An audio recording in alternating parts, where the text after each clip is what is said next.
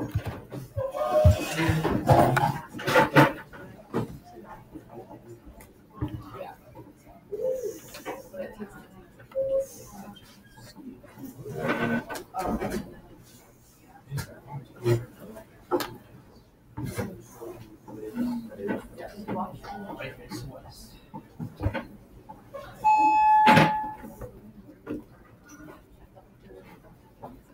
right, let's see here. That's not what I was looking for. Boop. All right, so stuff that's going on. Again, be mindful. We've got masterings aplenty. I hope so. Masterings aplenty this week. There's one due tonight because it's no longer Monday. All right, there's one due tonight at 11:59. Then there's one due Friday night at 11:59. Again, the one that's due tonight, I still have about 15 people that need to finish that one up. It's taking on average about 10 minutes, so just kind of know that. You'll probably get it knocked out today during aft, but that's only if you actually try to knock it out today during aft.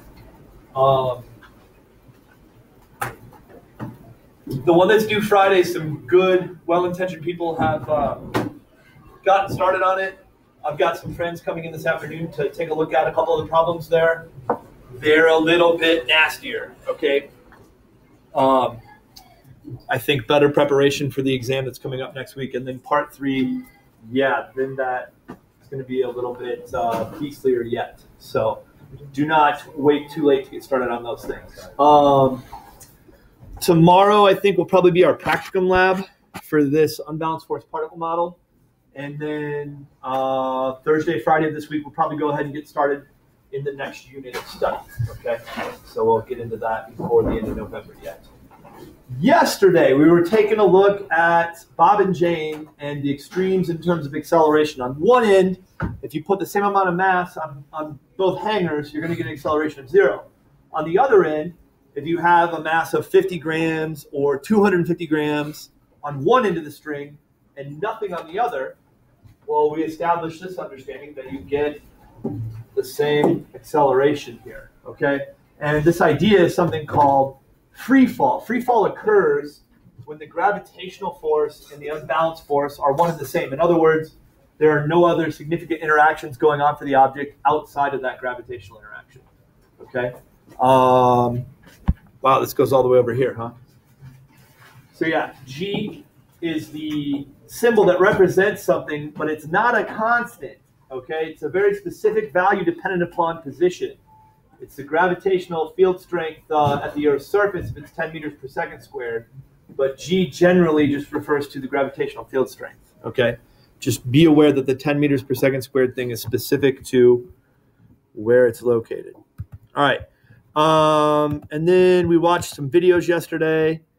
You got to see the astronaut one. I forgot to show that in some of the other periods.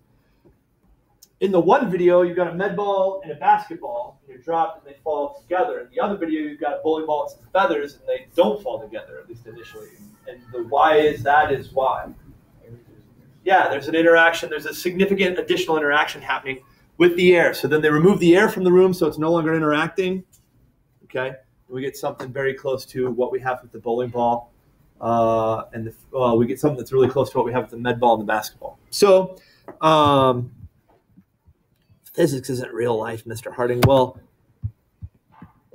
let's check that out, kids. I present to you, this is easily my favorite video that we have. This is like, if this was the only video on YouTube, YouTube would still be worth watching, okay? And I probably don't have the volume on. I do have the volume on, but watch as I take 3 minutes to struggle to get it to work properly. I guess for the first time that I've Can you hear that at all? Records, this would be number 7 for me, that I finally inside realized that I'm going to have to take From my a few computer. months' time preparation beforehand. And that's exactly what I did. I went up into the Shenandoah Valley in Virginia. This is the strangest thing ever. University of Virginia Tech's facilities. They were very cooperative and let me in there. And I feel really good. I feel real strong. My 130-foot dive was really good. When I have to admit, though, when I got up there and looked down and went... All right. Why? I want sounds. I want playback. I want this.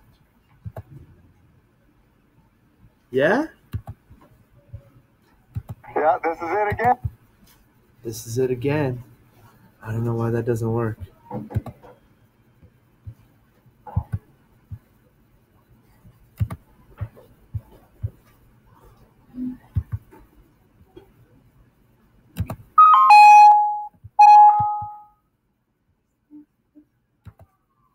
Uh-oh, now the police are coming. All right, I thought I had this figured out yesterday. Clearly I don't. Let me try one thing.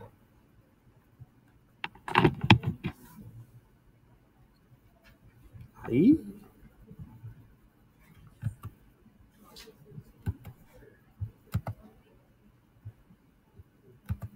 I went up into the Shenandoah Valley in Virginia.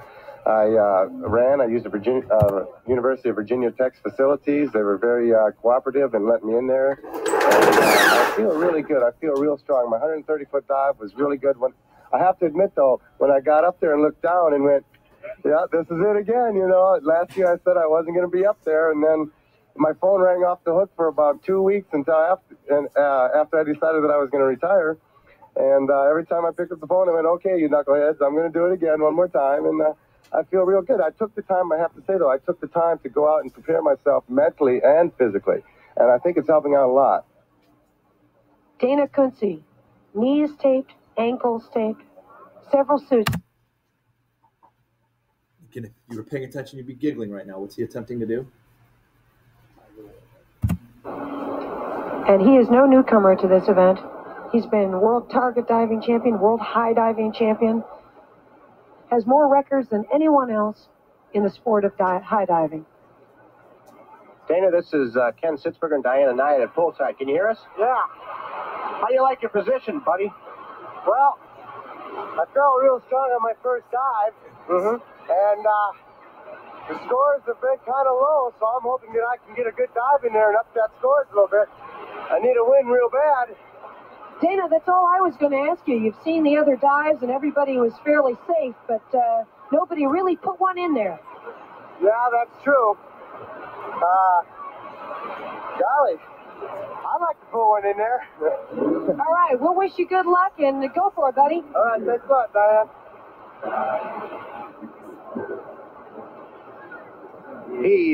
He's trying not to be too exuberant, but I know from my experience with Dana over the last 3 or 4 or 5, 6 years that he loves his position. He's the second to last diver. If he does a good dive, there's a good chance the last diver will scratch. He's Pat Picard's a rookie, and if Dana nails one, which he's very, very capable of doing, the competition will be over. And don't forget that these divers are not only athletic competitors, they're performers. They go all over the world, the Oktoberfest in Germany, etc., performing for the crowds. And they know how to salute, and they know how to give a smile even when they're hurting, when they hit bottom.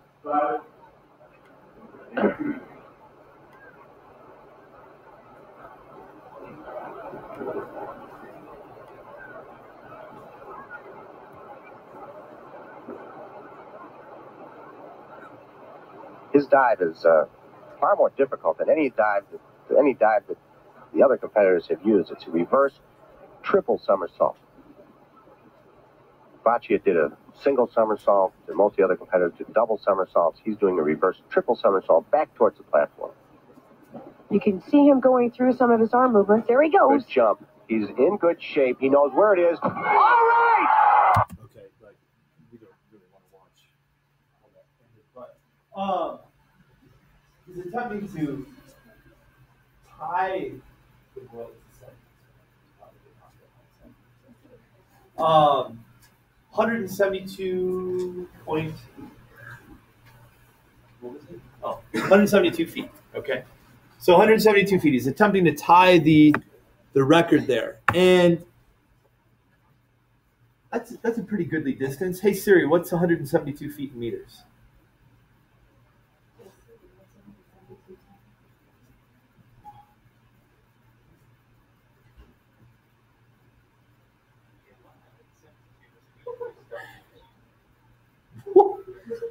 Come on, Siri.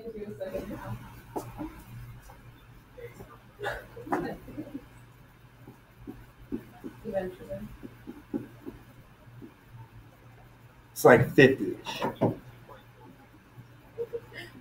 Thank you, weird British male Siri. All right. So 172 feet, that's like 52.4 meters, okay? That's pretty far, right? Like, how many meters in a story of a building? Like 3 or 4? Like, it's taller than any building in town, yeah? What I'd like you to do is kind of model this scenario on your whiteboard. Try to see what free fall predicts, and then we're going to see how close that is to reality here. Okay. He drilled it. No swing it. They're going to take it away from him. We're looking at the new He's not champion. dead. Wait, Males and females alike going crazy for Dana Find the Christian. world record. Well, there is one more diver, but I don't see any way that he can top that dive. One thing. Look at that. Beer and a cigarette. That's great. So, grab a whiteboard, and what I'd like you to do is, based on the stuff that you know, which is how far he falls, how much other information can you figure out here? Okay?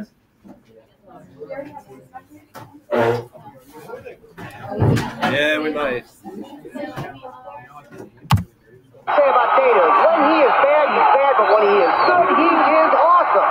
Even before he saw his scores, Dana knew he nailed that dive, and now he's sitting pretty in first place. Very popular with the crowd and the other. What's up? 50 grams.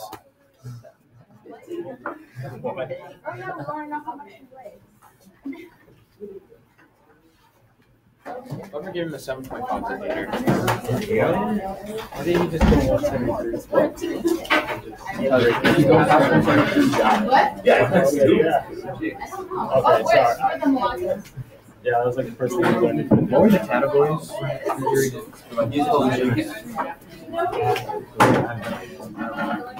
Do you not know your group names? Oh my gosh.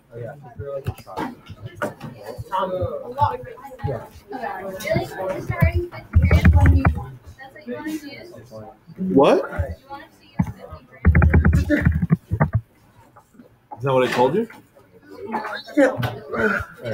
Oh, I should be taking attendance today. That'd be good. I feel like they were all here.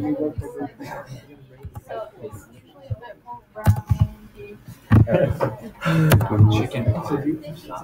They're pies. No. We were the. Just as much as There we go. Your instruments. Ollie, what are you? we're the. Okay. How? Okay. What are we doing?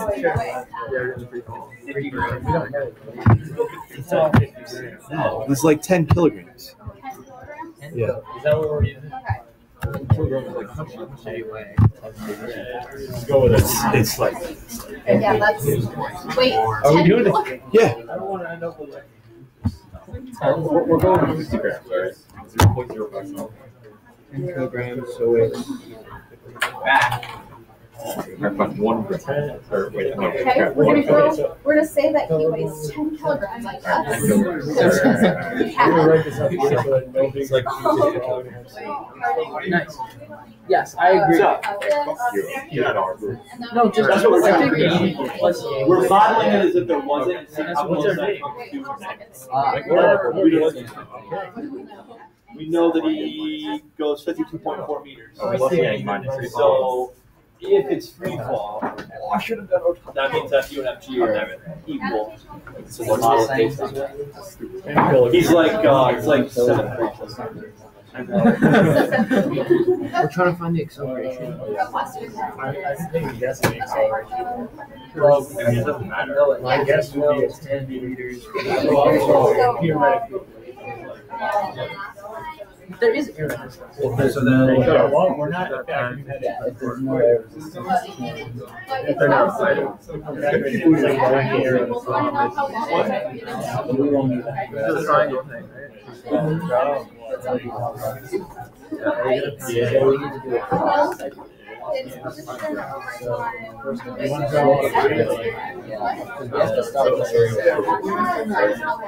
Wait, you really just described his Well, no, it's 52. Yeah. What? Yeah, Well, here. they're both No, wait, no. Wait, what? 5t squared. That's what you should do. Wow. So insane. That's real nice. Okay. Alright, now we gotta go over the last two. One of your over. He's over here. They'll be okay. He's this. plus You know this is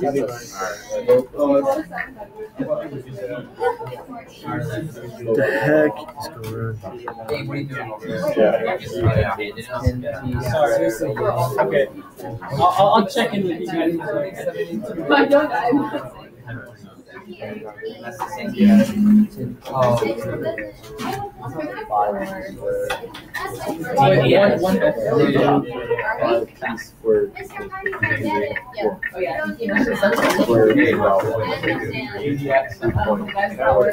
¿Sabe o no sabe?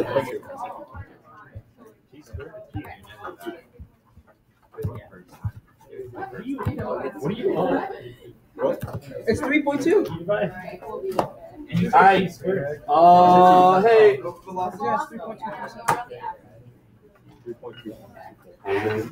my god. What is it? Another one. So I'm saying like model this thing, figure out as much as you can, but obviously one of the things I'm really interested in is the time to hit the water if we model this as free fall. So once you've got the time to hit the water, according to your graph, go ahead and slap that in the pear deck here, okay? Okay. Do you want to find I guess You said time. I said time. That's my favorite. Should we also put like how much you told us the guy weighs? Because I think we tell people different. No, he's on. Are you accusing me of lying? Oh wait, no, it doesn't matter. Where did you get the link? It's on the website. Sorry, I just remembered that. Oh yeah.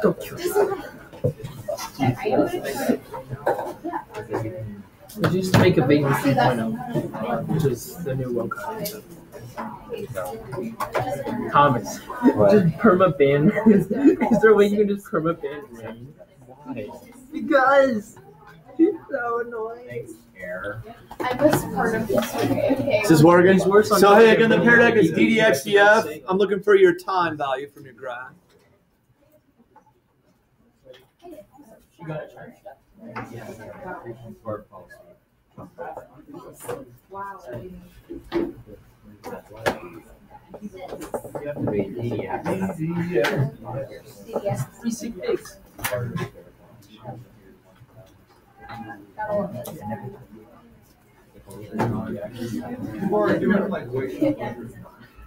We can't go first. Doubt me again, Dorn.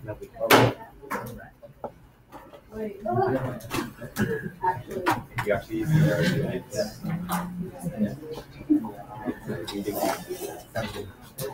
Oh, yeah, you can't write it. You can write. Are we there yet? You can write E. Right.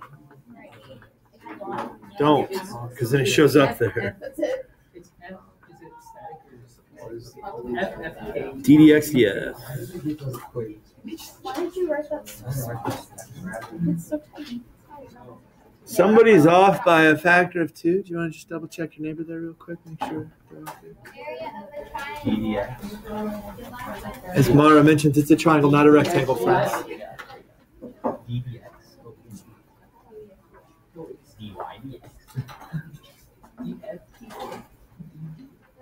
Yeah, you can go ahead and stop doing that. Thank you. All right, let's quit while we're behind. Boop. All right, so looks like most people are getting an answer in the ballpark of 3. Okay, so let's check that out. Let's go back over to the video. He sees his scores, 27 points. Dana Tunsi leads the competition. Dana got to keep 3 nines on that dive, and I really didn't see too much wrong with it. Maybe his arms went up a little bit on the finish.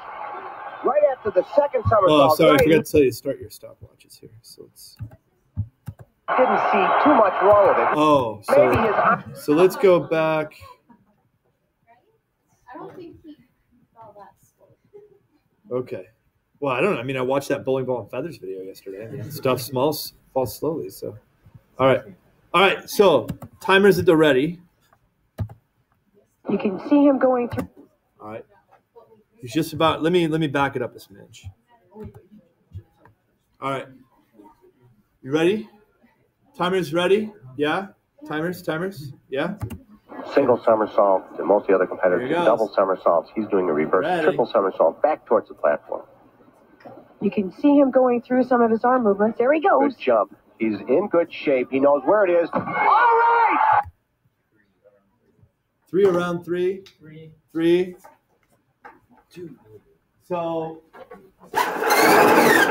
how reasonable then is the assumption of free fall for Dana Koopse?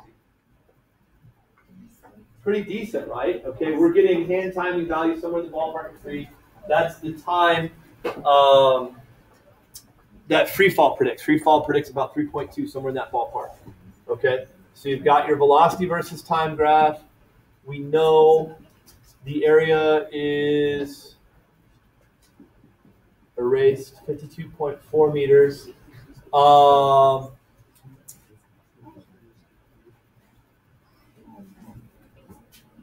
What was the long story short of all the fake news I was spreading throughout the room? Mass doesn't matter. Okay. Why not? That's free fall. Okay. If we try to take it a step further, the important understanding of free fall is that this is Fg, which you find by taking the mass times 10 newtons per kilogram. If there are no other significant interactions, that means that Fg equals Fu. So then when you go to calculate the acceleration, you take the Fu divided by the mass, you're taking m times 10 newtons per kilogram. You're dividing it by m, 50 grams, 750 kilograms, 100 kilograms. It's going to shake out the same.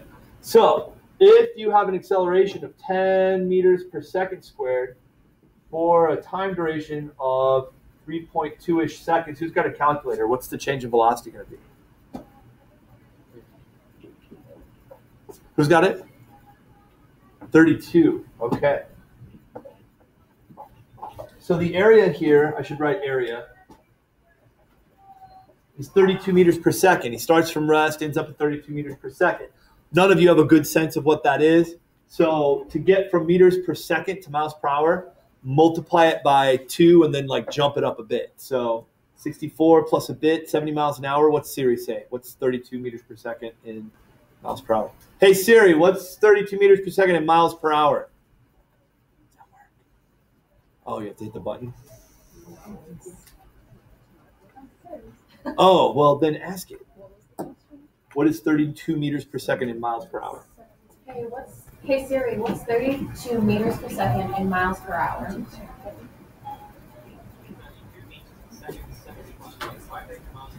Right, 71.58. That 0.58 is really important. So, yeah, it's about 71 miles per hour. That's about how fast Homeboy's going when he hits the water. That's why if you saw that tape, his knees are taped together. You saw the tape got torn, right? If there's no tape there, that's his groin that gets torn. So, okay. Yeah, that's why he jumps from 172 and not 173. Okay. So, have any of you gone off the 10-meter board downtown, the 10-meter high dive platform at the Hawkeye Pool? Yeah? Well, no. Intentionally? No? Okay. They have what's called a sparging system there. If you ever have impacted the water at significant velocity, you know surface tension kind of makes for an unpleasant experience. They have a little system that blows bubbles under the water, and it's not just for fun. It breaks up the surface tension, so if you really jack up your jackknife, you don't get inside-outed by the impact of the water. But this guy, Cripes, he's doing it. And you saw something similar here. They're spraying the water out on there, to help him see where the water is, but also to break up the surface tension. Yeah, he's falling from 5 times the height of that platform. So next time you're in the whatever that's called, what is that downtown? The what? Cedar Rapids Wellness Center? That's crazy. It's not even on campus. It's by the power plant. But yeah, next time you're there, look at that high dive and think about how you do not want to go off that thing. And this guy's jumping off something that's more than 5 times that height. Okay, he's still alive. He still shows up on ESPN every once in a while. Pretty amazing. What would happen? What? What would happen if he did a belly flop? If he did a belly flop, He would not be here anymore. That's why this is not on TV anymore. Because somebody accidentally landed on their heat instead of their feet, and so Really? yeah, not great. Like crushed all their cervical vertebrae like chalk. So it's 71 miles per hour is no joke, kids. All right. What are we gonna do here then? So transitioning from that wonderful image to what I got going on over here. As I mentioned previously, the test for this stuff is going to be Tuesday of next week. It's Tuesday of this week today. So we're going to do a little review with this stuff here today and probably have the lab practice tomorrow, and then we'll get into the next unit on Thursday, Friday with some data collection. Okay. So I got a question for you. A mosquito runs head-on into a truck. Which is true during the collision?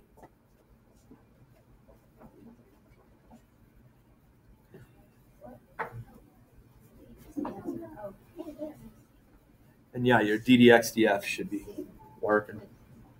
I've got Pear Deck. You can just hit a button and then you don't have to say it out loud and poison the well all around you.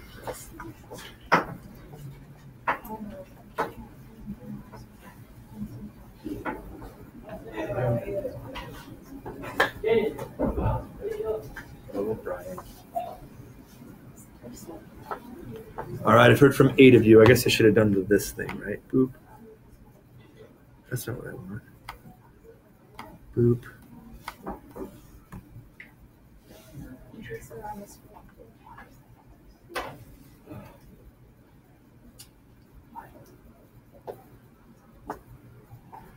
Still waiting on a few of you.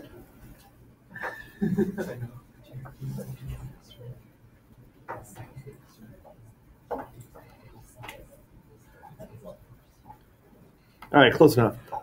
So we're pretty split amongst 3 answers, B, C, and D. So consider that with your neighbors real quick. B, C, or D. What you got?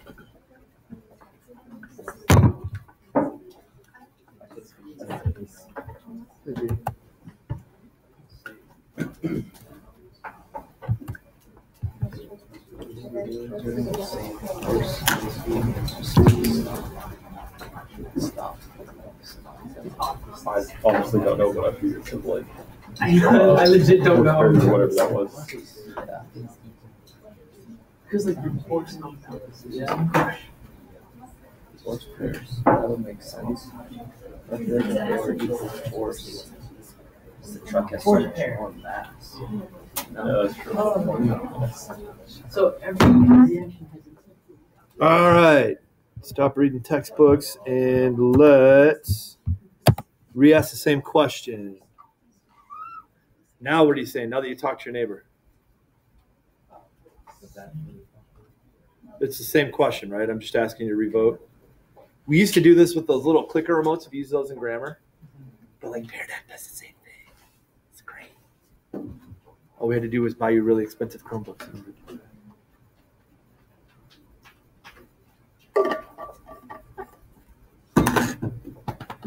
So again, it might look like the same screen. I'm just asking you to revote. So make sure you've got a vote registered here.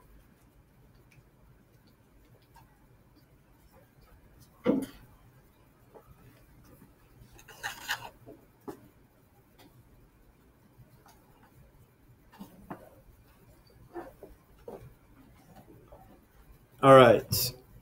And now at least we're only looking at 2 answers here. Okay. We're kind of split between B and C. So what I'm looking for from you is, I've got this frozen up here so you can still see it. What's your rationale?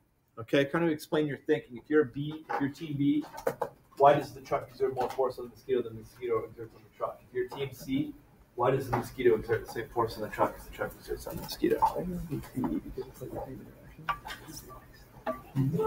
think I can see because it's the same interaction. Like there should be like a force field.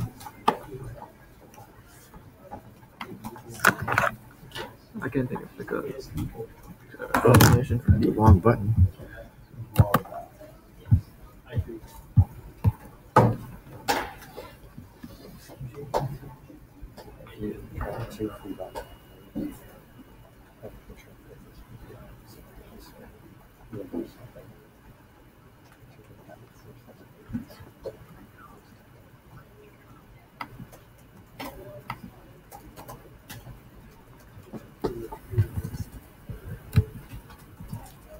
Oh, some of you are shouting at us. Take it easy with the caps.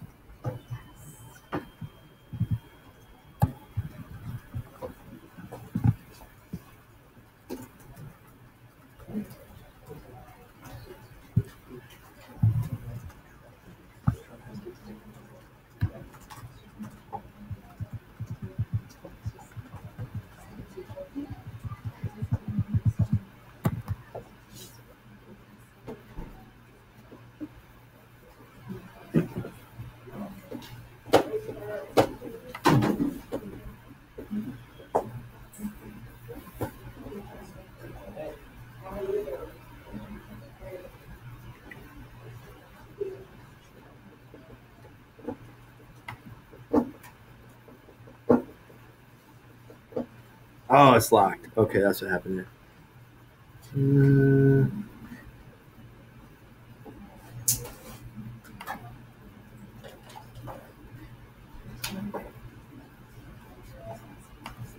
All right, so here's what I'm looking at. A few different examples taken from what you submitted. So the truck has more mass, so it has a greater force. The force is balanced, the bug would get crushed. C, because both mosquitoes and the truck should exert the same amount of force on each other, force pairs. C, because force pairs, smoosh push truck come a fly has to equal smoosh push fly come the truck. And then this last one, mosquito is lighter in mass, it moves at a slower speed than, I forgot to say the part where I needed you to put the letter out front, but I think that last one is voting for B. The first one is voting for B. Okay, so ponder that real quick in your neighborhood. Okay, ponder, ponder, ponder. And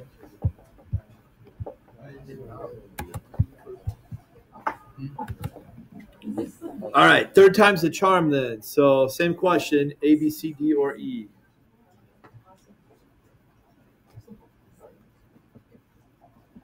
No trolling, Francis. This is not the internet.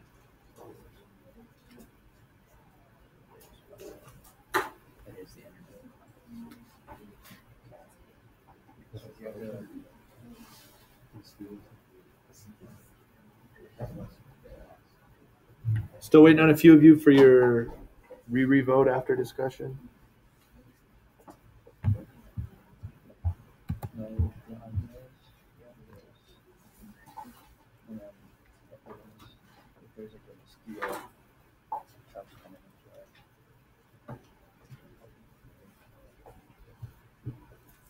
right.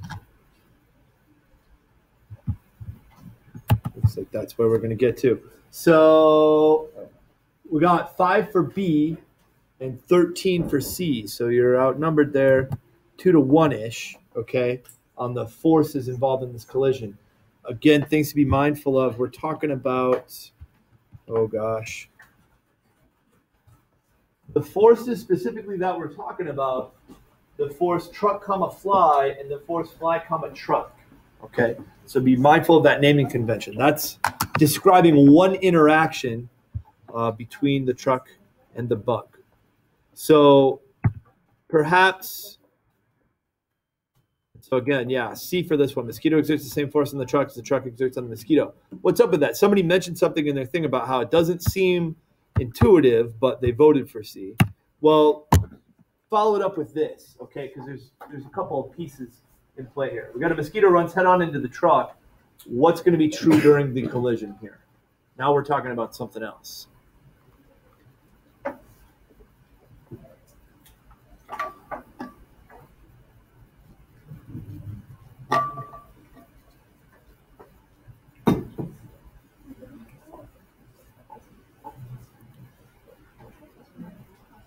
What I do? If the mosquito's flying in the opposite direction and then it's flying in this direction, doesn't that mean the velocity went from like negative to positive? Yep. So wouldn't that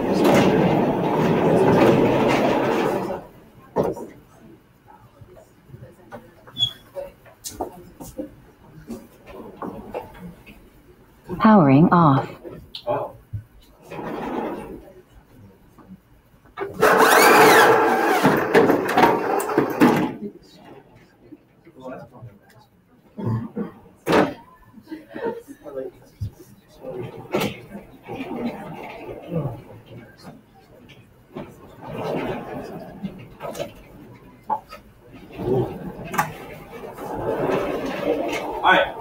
So from the previous question, again, keep in mind we're talking about F, smoosh poosh,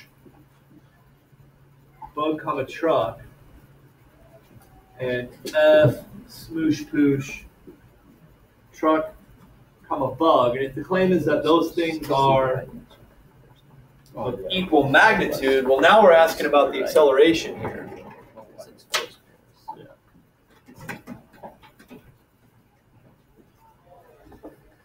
And I've got people answering A, B, C, and D for this one. Nobody went for E.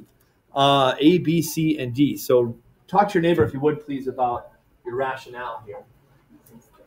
Some of this is like, if that force is equal to MA, MA equals MA, so this one has massively high, So, yeah, you have so massive. this is very small. It's not so very small. Your acceleration has to be the same. Yeah, you do the DS except You also have to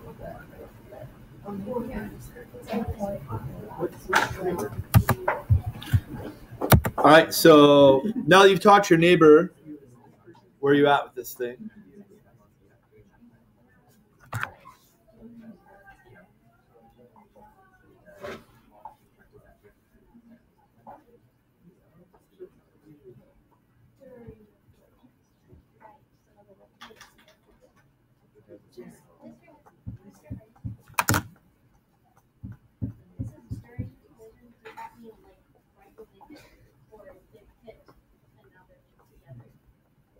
So I think you got to kind of consider an interval of time from just before they hit to a little while after they've hit.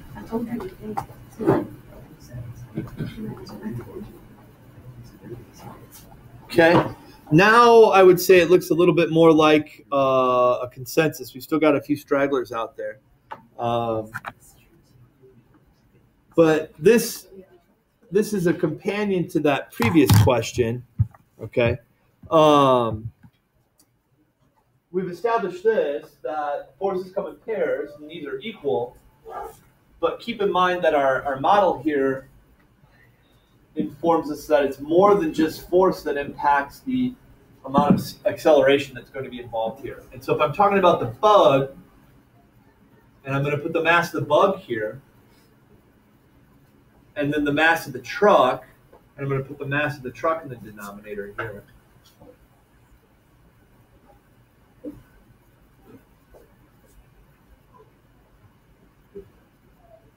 Okay, this big hairy mass right here. Are these still equal? Not. Okay. So I think that's where the intuitive end of things comes into play. We've got to consider that mass matters here as well in terms of the acceleration that's going to result. Okay. They're interacting with each other. Forces come in pairs, but don't conflate that with them experiencing the same outcome. Okay. They're going to experience the same force from the interaction, but the acceleration is also impacted by how massive they are. Okay. But if the car is not carrying the bug on it, that's the same acceleration, right? Well, the bug was going this way, and now it's going that way. So is that technically negative? Potentially, yeah. So, I mean, that's like a pretty big change in velocity if you're going like 10 miles per hour that way, and now you're going 60 miles an hour that way. So, one thing I threw at them, and this is topical because we were just talking about interaction with the air, the International Space Station, okay? It's not hitting a lot of bugs 300 kilometers off the surface of the Earth, but it is hitting the occasional stray air molecule, okay? And over time, smacking into enough of that air slows it down to the point that it starts to lose altitude, okay? And if we just left it up there, it'd fall back to the surface. So semi-annually or so, I can't remember how often it is, they have to speed it back up. They have to provide a little bit more of a boost to get it back up to its proper orbital velocity.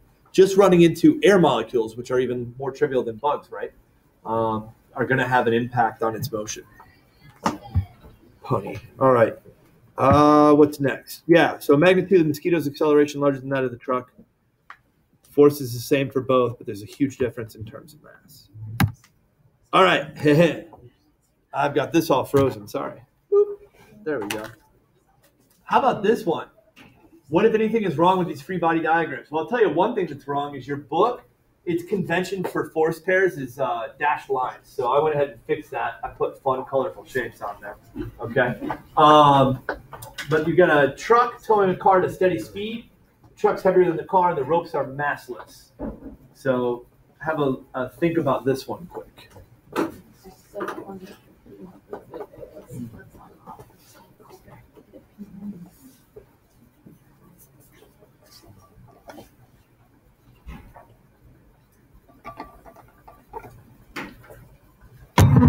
Well, that's super helpful.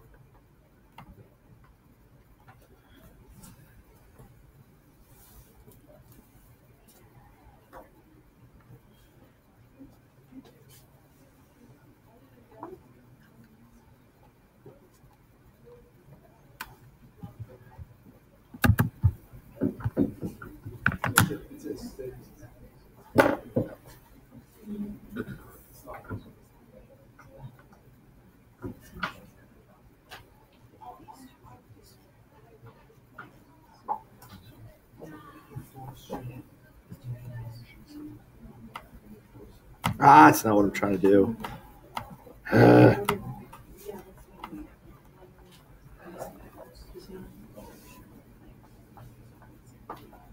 Heard from about 12 of you.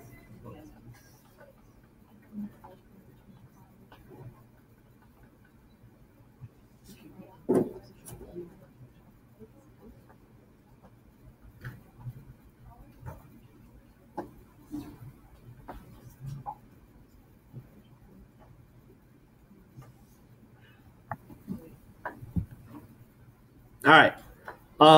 So yeah, we've got a dead heat between two of the answers here. So, I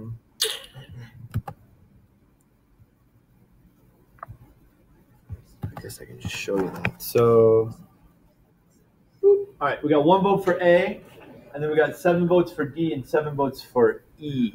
Okay, so if we go back to the question, run that by your neighbor there quick. D or E, what are you thinking and why?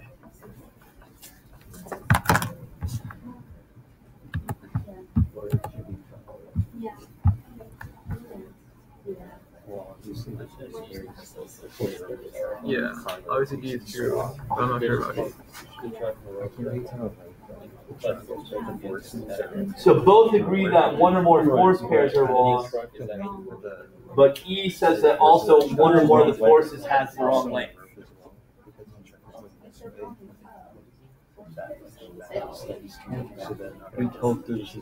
This is really subtle, but look close at the image and you might see what you need to see.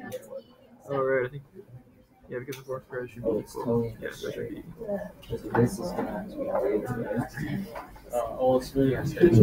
There's like a whole balance. Yeah, There's not a lot of space here, but basically it would be saying this: tick mark, tick mark, tick mark, tick mark, tick mark. Yeah. So they have to be equal. There's an unbound. There's an unbound. The card. Yeah. So because with the truck, it needs to have influence.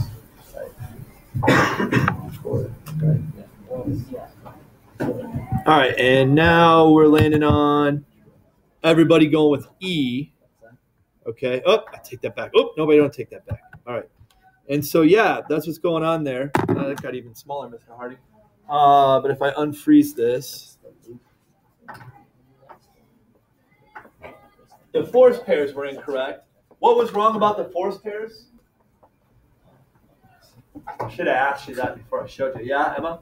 The force pairs have to match up across diagrams. Otherwise, then it's just like, well, having a force pair on two different objects, like two different force pairs on the same object, like that doesn't make sense at all. Yeah. So she said match up across diagrams. Do you kind of understand what she's saying there? Like, you're going to have two different free body diagrams involved in showing one force pair. Okay? Not going to have both halves of the pair on the same object. Okay? So now we see that correct. There's yellow triangle and yellow triangle. There's purple diamond and there's purple diamond. Okay? And this is, again, the textbook convention is this freaking, I don't know what that is. It's kind of dumb, right? Anyways, I went through and edited all the slides. Why do these on the ends have to have 2 tick marks each?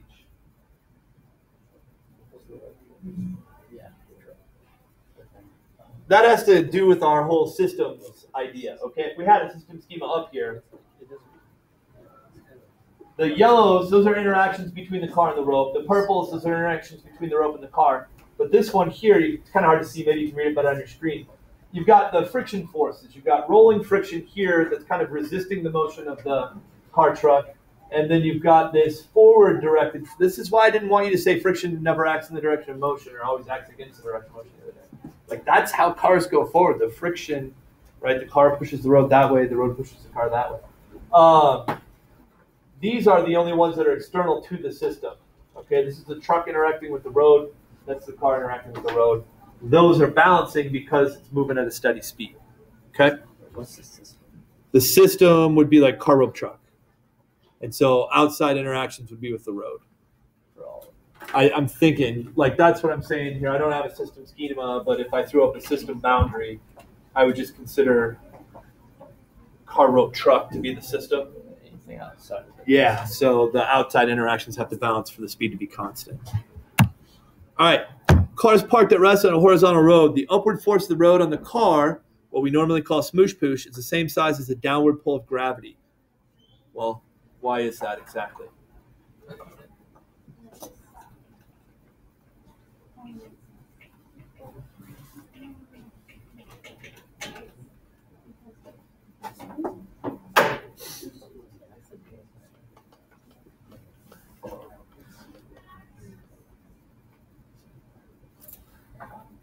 This should just default to a countdown timer. Gosh, come on. There we go.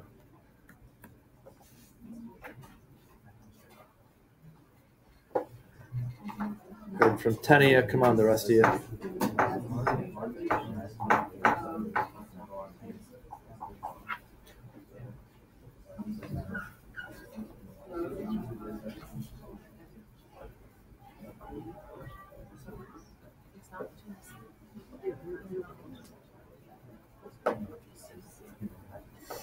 All right, where are we at with this? Boop. 1 for A, 10 for B, 3 for C. Okay. Because of CVPM and BFPM. Why not because they are a force pair? Because they are. Okay, why are they not? Because they're different interactions. They're what? They're different. Different flavors. Different flavors. What's one of them? FD, And the other one is? SD. And this is kind of the thing that Emma was just talking about. You're not going to have force pairs on the same object. Okay? The feeler dealer have to flip for it to be a force pair. So these forces, yes, are the same size and they do point in different directions. Okay? So Yang's whole textbook soliloquy from earlier, right? That would like seem to hold for these things. But if we're very cautious about the whole interaction needing to be one flavor, then you're not going to fall for that one. Okay? Boxes A and B are being pulled to the right on a frictionless surface. Box A has a larger mass than box B. How do the tension forces compare here? I don't know if you can see that because of the shading down there. T1 is the rope that connects A to B. T2 is the rope connecting B to the pooler.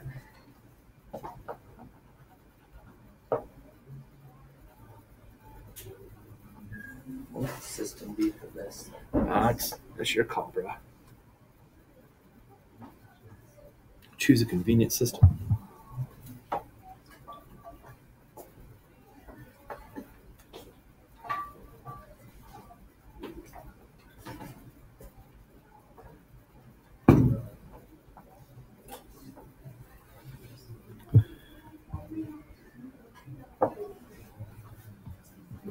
All right, we're a little short on time, so I need to take a moment and chat with your neighbors, but there's somebody voting for every one of these right now.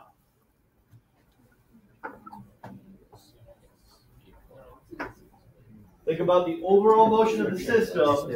Think about the free body diagram for block B if it's doing what that system is doing. I was thinking of the system as A and B, and this is outside the system.